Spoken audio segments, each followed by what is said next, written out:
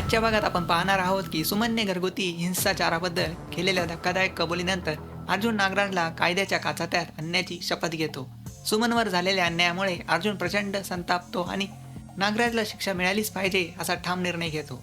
त्यानंतर सायलीने पाठवलेल्या मेसेजच्या आधारे अर्जुन नागराजच्या गाडीचा माग काढतो. नागराजचे सत्य सगळ्यांसमोर आणण्यासाठी अर्जुन एक मोठे पाऊल उचलतो आणि नागराजचा पर्दाफाश करण्याच्या तयारीत असतो. उद्या येणाऱ्या भागात आपण पाहणार आहोत की अर्जुन आपल्या बहिणीच्या नवऱ्याला म्हणजेच अस्मिताच्या नवऱ्या सचिनला दुसऱ्या स्त्रीसोबत फिरताना पाहतो. अर्जुन स्वतःच्या डोळ्यांनी सचिन दुसऱ्या स्त्रीसोबत प्रेम करत असल्याचं पाहतो. हे दृश्य पाहताच अर्जुनचा राग अनावर होतो. मात्र अस्मिता गरोदर असल्यामुळे अर्जुन हे सत्य तिला किंवा कुटुंबाला सांगू शकत नाही. तो ही गोष्ट मनातच दाबून ठेवतो आणि आतून प्रचंड अस्वस्थ होत राहतो. सायलीला काही न सांगता अर्जुन स्वतःशीच बोलतो, मी माझ्या बायकोला सोडून कधीच दुसऱ्या कोणत्याही मुलीकडे पाहिलेलं नाही. माझं संपूर्ण कुटुंब हीच माझी पहिली प्रायोरिटी आहे आणि जर कुणीही माझ्या कुटुंबाला दुखावण्याचा प्रयत्न केला तर मी त्या माणसाला जिवंत सोडणार नाही. अर्जुनचे कठोर आणि भावनिक शब्द ऐकून सायली आणि संपूर्ण कुटुंब हादरून जातं.